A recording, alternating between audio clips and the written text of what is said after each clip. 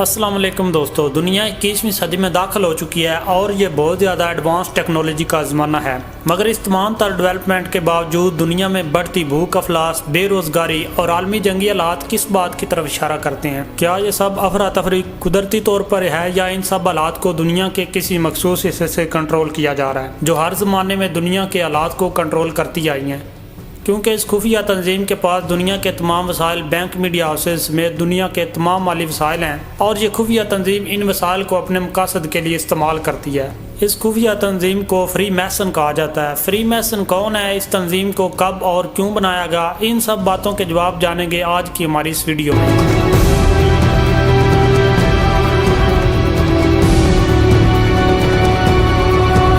دوستو، free Mason کے لفظی معنی ہے آزاد معمار۔ دوستو، معمار کسی بھی چیز کو تعمیر کرنے والے شخص کو کہا جاتا ہے۔ اس سیکرٹ سوسائٹی کا دعویٰ ہے کہ یہ لوگ دنیا کی تعمیر کے لیے اور مثبت رویوں کے فروغ کے لیے کام کر رہے ہیں، مثلاً human rights, human empowerment, help for all education اور دوسرے سلوگن اس تنظیم کے دیے ہوئے ہیں، مگر در حقیقت اس سیکرٹ سوسائٹی کا ان باتوں سے دور دور تک کوئی تعلق نہیں۔ یہ باتیں محض دھوکہ ہیں اور دنیا کو بیوقوف بنانے کی سازش ہے۔ دھوکے کے پردے میں رہ کر یہ اپنے خفیہ مقصد کو جاری رکھ سکیں۔ یہ لوگ دنیا کے تمام بڑے بڑے عہدوں پر موجود ہیں اور اپنے آپ کو دنیا کے سب سے ذہین ترین انسان تصور کرتے ہیں۔ پہلے یہ لوگ خفیہ طریقے سے کام کیا کرتے تھے، مگر اب انہوں نے اپنی تعلیمات کو کھل مکھلا دنیا کے سامنے پیش کر دیا ہے اور دنیا میں جگہ جگہ فری میسن اسکول قائم ہو چکے ہیں جہاں ان کی تعلیمات کو پڑھایا اور دوسرے لوگوں تک پہنچایا جا رہا ہے۔ اس سیکرٹ سوسائٹی کے زیادہ تر لوگ دنیا کے امیر ترین افراد ہیں۔ اس کے باوجود یہ لوگ پوری دنیا NGOs کے طور پر کام کر رہے ہیں اور وہاں سے اکٹھی ہونے والی خفیہ ڈونیشن سے اپنے مقاصد کو جاری رکھتے ہیں۔ اس تنظیم کے ڈبل سٹینڈرڈز کا اندازہ اس بات سے بھی لگایا جا سکتا ہے کہ ایک طرف تو فری میسن وومن امپاورمنٹ کی بات کرتے ہیں،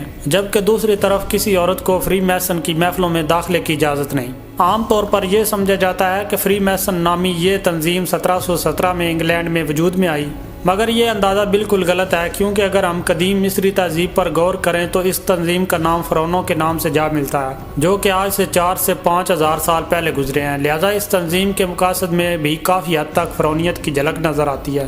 ان لوگوں نے نسل در نسل اس خفیہ تنظیم کی بنیادوں پر کام کیا اور اسے اتنا مضبوط کر کے کھڑا کر دیا جہاں یہ آج قائم ہے، اور اس تنظیم کے پاس دنیا کے تمام وسائل موجود ہیں۔ دوستو، فری میسن نامی اس خفیہ تنظیم کی شروعات آخر کہاں سے ہوئی اور اس کا تاریخی پس منظر آخر کیا ہے؟ اگر ہمیں ان کے تاریخی پس منظر کو جاننا ہے تو صلیبی تاریخ کو پڑھنا ہوگا، کیونکہ یہیں سے ان پر کا اصل چہرہ پہلی بار کھل کر سامنے آیا۔ دوستو، 1035 میں جب کریسچن پوپ نے مسلمانوں کے خلاف جنگوں کا آغاز کیا، جسے تاریخ میں صلیبی جنگیں کہا جاتا ہے، تو نائٹ ٹیمپل نامی ایک گروہ نے ان جنگوں میں بڑھ چڑھ کر حصہ لیا، جن کا مقصد یروشلم کا مسلمانوں سے آزاد کروانا تھا، اور اس طرح 1096 میں یروشلم پر صلیبیوں کا قبضہ ہو گیا۔ اس خون خرابے کو سر انجام دینے میں وہ لوگ سب سے آگے تھے جو کرسچن آرمی سے الگ تھلگ ہو کر رہتے تھے، اور اس خون خرابے کو سر انجام دینے میں یہ نائٹ ٹیمپل نامی گروہ عیسائیوں کی فوج کے ساتھ صف اول شامل تھے۔ یہ لوگ اپنے آپ کو ایسا ظاہر کر دیتے ہیں، مگر در حقیقت یہ لوگ بنی اسرائیل تھے، اور یہی وہ لوگ تھے جنہوں نے جھوٹ اور سازش کے ذریعے مسلمانوں اور عیسائیوں میں فساد پھیلایا۔ دوستو، اس زمانے میں ان یہودیوں کی فوج نائٹ ٹیمپل کے نام سے مشہور تھی، مگر مسلمانوں سے جنگوں کے بعد جب یہ لوگ اپنا راہ ساتھ کم دم کھونے لگے تو اپنے وجود کو برقرار رکھنے کے لیے سازش کرتے ہوئے انہی عیسائیوں میں شامل ہو گئے، تاکہ انہیں عیسائیوں کی طاقت کو استعمال کر کے انہیں مسلمانوں سے لڑوایا جائے، اور جب عیسائی یہ جنگ جیت جائیں گے تب یہ نائٹ ٹیمپل نامی یہودی اپنے آپ کی اصلیت کو ظاہر کریں گے اور تمام مسائل پر قبضہ کر لیں گے۔ لہٰذا اسی منصوبہ کے تحت ان نائٹ ٹیمپلز نے صلیبی جنگوں میں عیسائیوں کے ساتھ بڑھ چڑھ کر حصہ لیا۔ جب یروشلم پر عیسائیوں کا قبضہ ہو گیا تو ان یہودیوں نے مسجد اقصی اور ٹیمپل آف سلیمان پر بھی قبضہ کر لیا اور آہستہ آہستہ اپنے یہودیوں والے اصلی بیس میں واپس آ گئے۔ لہٰذا کچھ عرصے کے بعد عیسائیوں کو ان نائٹ ٹیمپلز کے یہودی ہونے کا یقین ہو گیا۔ دوستو، عیسائیوں کے ایمان کے مطابق یہ یہودی ہی تھے جنہوں نے نعوذ باللہ حضرت عیسیٰ علیہ السلام کو سولی پر لٹکایا تھا۔ لہٰذا عیسائی یہودیوں کو اپنا مذہبی دشمن مانتے تھے۔ سال 1314 میں کرسچن پوپ کے حکم پر نائٹ ٹیمپلٹ کے سربراہ کو پھانسی دے دی گئی۔ لہٰذا نائٹ ٹیمپلٹ نامی یہودی یروشلم سے فرار ہو کر سکاٹ لینڈ چلے گئے۔ اسکاٹ لینڈ ان دنوں انگلینڈ سے آزادی کی جنگ لڑ رہا تھا، لہٰذا ان لوگوں نے موقع غنیمت جانتے ہوئے اسکاٹ لینڈ کے لوگوں کا اعتماد جیتنے کے لیے ان کی جنگوں میں بڑھ چڑھ کر حصہ لیا۔ آخرکار اسکاٹ لینڈ کو آزادی مل گئی اور اسکاٹ لینڈ کے دلوں میں ان یہودی نائٹ ٹیمپلرز کے لیے نرم گوشہ پیدا ہو گیا اور ان لوگوں کو اسکاٹ لینڈ میں فری ہینڈ دے دیا گیا، لہٰذا جو سرگرمیاں پہلے یہودی نائٹ ٹیمپلر خفیہ کرتے تھے اب سر عام کرنے لگے۔ جب اسکاٹ لینڈ اور انگلینڈ کو ملا کر یونائٹڈ کنگڈم بنائی گئی تو ان یہودیوں کا اثر اور رسوخ اسکاٹ لینڈ سے بڑھ کر پورے انگلینڈ تک جا پہنچا۔ یونائٹڈ کنگڈم کے یہی وہ یہودی نائٹ ٹیمپلر ہیں جنہوں نے اپنے ماضی کے خون خرابے اور برے کرتوتوں پر پردہ ڈالنے کے لیے سال 1717 میں اپنا نام بدل کر فری میسن رکھ لیا۔ دوستو، یونائٹڈ کنگڈم کے انہی یہودی فری میسن نے امریکہ کی آزادی میں بھی اہم کردار ادا کیا۔ امریکہ کے آج جتنے بھی فاؤنڈنگ فادر ہیں جنہوں نے امریکی ریاست کا قیام کیا، جن میں جارج واشنگٹن، بینجمن فرینکلن، یہ دونوں امریکہ کے فاؤنڈر فادر تھے اور دونوں فری میسن تھے۔ 18ویں صدی کے آخر میں جب امریکہ جنگ آزادی کے لیے لڑ رہا تھا تو اس وقت فری میسن نے تمام پالیسیاں طے کر لی تھیں، جس کے اندر تمام وہ پہلو شامل کیے گئے تھے جس سے اس بات کی مہر لگ گئی کہ آئندہ آنے والا امریکہ فری میسن کے کنٹرول میں ہوگا۔ لہٰذا پوری 19ویں صدی میں یہ فری میسن کوشش کرتے رہے کہ وہ ایسا معاشی نظام یا بینکنگ سسٹم لائیں جس کے ذریعے وہ پورے امریکہ کو کنٹرول کر سکیں، اور جس امریکی صدر نے ان کے معاشی نظام کو روکنے کی مزاحمت کی ان کو قتل کروا دیا گیا۔ ابراہم لنکن اس کی اہم ترین مثال ہے۔ 20ویں صدی میں یہی اشر امریکی صدر کینیڈی کے ساتھ بھی ہوا۔ دوستو، یونائٹڈ کنگڈم کے انہی یہودیوں نے ایک الگ ریاست یعنی اسرائیل کے قیام کے لیے بھی راہ ہموار کی اور اسرائیل کے قیام کے بعد دنیا بھر کے یہودیوں کو اسرائیل میں لا کر آباد کیا۔ اب یہاں ایک اہم سوال دماغ میں آتا ہے کہ آخر فری میسن کا دنیا کے وسائل پر قبضہ کیسے ہوا؟ در حقیقت یہ سب بینکنگ سسٹم کے ذریعے ممکن ہوا، کیونکہ دنیا کو کنٹرول کرنے کے لیے سب سے پہلے پوری دنیا کی اکانومی کو کنٹرول کرنا ضروری ہے۔ ہم سب جانتے ہیں کہ دنیا بھر میں اکانومیز سونے اور چاندی کے سکوں پر چلتی تھیں اور ہر ملک کی سرکاری کرنسی سونے اور چاندی کے سکے ہی ہوا کرتے تھے۔ لہذا فری میسن نے اس دولت کو کنٹرول کرنے کے لیے بینکنگ کا نظام متعارف کرایا اور سود کو عام کر دیا۔ لہذا پیپر کرنسی کو متعارف کروایا گیا جس کے عوض سونے اور چاندی کے سکے بینک میں رکھوا کر کوئی بھی شخص اس کے بدلے کاغذ کے نوٹ حاصل کر سکتا تھا۔ لہذا جب لوگوں کو کاغذ کی یہ کرنسی سہولت کے طور پر محسوس ہوئی تو لوگوں نے سونے اور چاندی کے سکوں کو بینک میں رکھوا کر نوٹ لینا شروع کر دیا۔ اسی طرح انہی نوٹوں سے تجارت ہونے لگی اور لوگوں کا اعتماد ان کرنسی نوٹوں پر بڑھنے لگا۔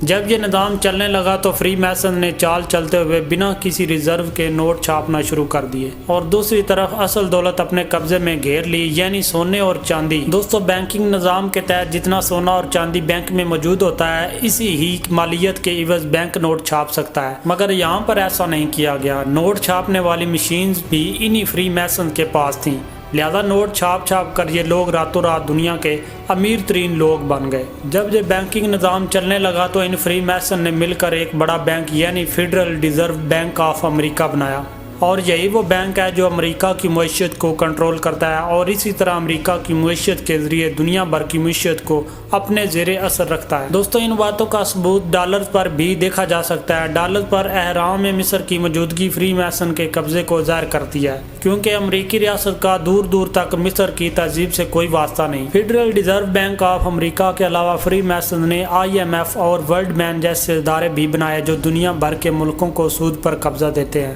کچھ یہی حال IMF کے ذریعے پاکستان کو قرضہ دے کر اس کی اکانومی کے ساتھ بھی کیا جا رہا ہے۔ لہٰذا پاکستان میں بھی انفلیشن ریٹ حدوں کو چھو رہا ہے اور ان سب حالات کے پیچھے یہی ادارے اور ان کے فاؤنڈرز یعنی فری میسن کا ہاتھ ہے۔ دوستو، انہی مالیاتی اداروں کے ذریعے دنیا بھر کے ملکوں کی معیشت کو بھی زیر اثر رکھا جاتا ہے۔ اور اب آتے ہیں فری میسن نامی اس تنظیم کو بنانے کے مقاصد کی طرف، جو یقیناً آپ کو حیران کر دینے کے لیے کافی ہیں۔ فری میسن نامی اس خفیہ تنظیم کے مقاصد میں شامل ہیں دنیا بھر میں ایک حکومت قائم کرنا اور اس کے ذریعے پوری دنیا کے ممالک کی حکومت کو کنٹرول کرنا، جو کہ ان تمام مالیاتی اداروں کا قیام کے بعد کچھ حد تک کامیاب نظر آتے ہیں۔ دنیا کے تمام مسائل پر قبضہ کرنا بھی ان فری میسن کے مقاصد میں شامل رہے ہیں۔ اس کے علاوہ دنیا کی آبادی کو کم کرنا اور دنیا میں ون آئیڈ ہائی پاور کے لیے راہ ہموار کرنا، یعنی ایک آنکھ والے طاقتور شخص کی حکمرانی کے لیے تمام وسائل بروئے کار لانا۔ اسلامی اسکالرز کے مطابق یہ ایک آنکھ والا شخص دجال کو ظاہر کرتا ہے، اسے اپنا سپریم لیڈر مانتے ہیں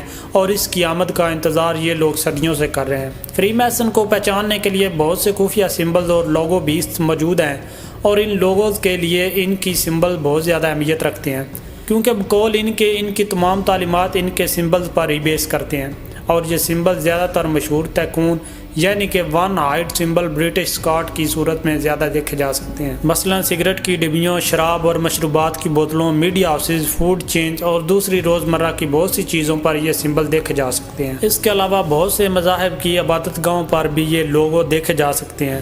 دوستو میڈیا میں بھی بہت سے شو اور موویز عوام میں مقبول ہیں جو کہ فری میسن کے لوگو اور ان کی تعلیمات کے ساتھ دکھائی دیتے ہیں، جن کے ذریعے عام لوگوں کی مائنڈ پروگرامنگ کی جاتی ہے اور ان کے سب کانشیس مائنڈ کو اپنے آنے والے مقاصد کے لیے تیار کیا جاتا ہے۔ مثال کے طور پر انڈیا کا مشہور شو بگ باس بھی اس شو میں ایک آنکھ کے سمبل کی موجودگی سے ظاہر ہوتا ہے کہ اس شو کے چلانے والے فری میسن کے ہی ممبر ہیں۔ Freemason media houses, fashion industry, Hollywood industry, Bollywood industry, TV news channel, گرز کے ہر جگہ فری میسن موجود ہے اور دنیا کے تمام حالات دیکھ رہے ہیں اور انتظار کر رہے ہیں تو اپنے مسیح دجال کے آنے کا، کیونکہ ان کے مطابق جب یہ ہیکل سلیمانی کی تعمیر دوبارہ کریں گے تو ان کا مسیح دجال واپس آئے گا اور یہ ان کی قیادت میں پوری دنیا پر راج کریں گے۔ مگر دوستو ہمیں بھولنا نہیں چاہیے کہ ہم مسلمان تمام جانوں کے پروردگار کے ماننے والے ہیں اور ہمارا ایمان ہے کہ اللہ تعالیٰ ایمان والوں کو کبھی نقصان نہیں پہنچنے دے گا۔ شیطانی طاقتیں جتنا بھی مرضی ترقی کر لیں، جتنے بھی حربے آزما لیں، جتنی بھی چالیں چل رہے ہیں، مگر اللہ تعالیٰ سب سے بہتر چال چلنے والا ہے۔ وہ سب کچھ دیکھ رہا ہے۔ اللہ تعالیٰ نے کچھ دیر کے لیے ان کی رسی ڈھیلی کر دیا ہے اور جب اس رسی کو کھینچا جائے گا تو یہ سب لوگ منہ کے بل گریں گے۔ یہ لوگ سمجھتے ہیں کہ اپنے دھوکے اور فریب کے ذریعے ہمیشہ دنیا پر راج کریں گے، مگر در حقیقت یہ لوگ نہیں جانتے کہ ان قریب حق غالب آنے والا ہے اور ان لوگوں کی قسمت میں عبرتناک انجام لکھ دیا گیا۔ جس طرح خدائی کا دعویٰ کرنے والے فرعون اور نبیوں کو رسوا کرنے والے نمرود اور اپنے آپ پر فخر کرنے والے عاد و ثمود کو نیست و نابود کیا گیا، اسی طرح یہ لوگ بھی اپنے انجام کو ضرور پہنچیں گے اور یقیناً وہ وقت قرب قیامت کا آخری وقت ہوگا۔ اللہ تعالیٰ ہمیں ان کے شر اور فتنہ سے بچنے کی توفیق عطا فرمائے،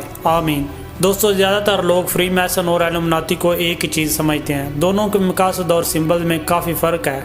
آنے والی ویڈیوز میں ان کے اندر اس فرق کو مزید واضح کریں گے۔ دوستو اس فارمیشن کو زیادہ سے زیادہ شیئر کریں اور لوگوں میں آگاہی پیدا کرنے کی مدد کریں۔